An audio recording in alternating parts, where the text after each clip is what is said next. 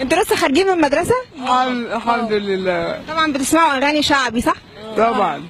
تسمع اغاني شعبي؟ اه تسمع اغنية ايه؟ اللي هي بتاعت عبد الرحيم حافظ. بعرف اغني. طب غني لنا لو لعبت يا زهر. إيه لا، انا بس بعرف اغني اغنيه انا يعني بعرفها انا. يلا يا ياسر سمع عمو. يعني بس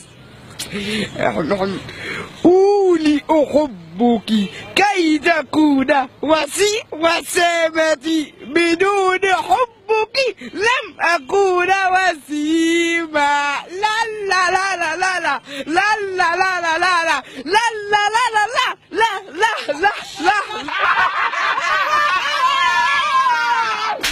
انت ليه ما قدمتش في ذا فويس كيدز؟ ده انا هقدم ان شاء الله قريب واطلع فنان. علمت لا لا لا لا دي فين؟ لا يعني دي بقى من تأليفي. لو لعب الزهر معاك هتعمل شريط؟ ممكن. هتعمل ألبوم أغاني؟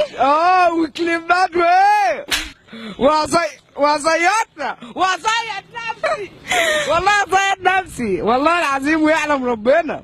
مين اللي ظلمك وقال لك إن صوتك حلو؟ الوصل كله.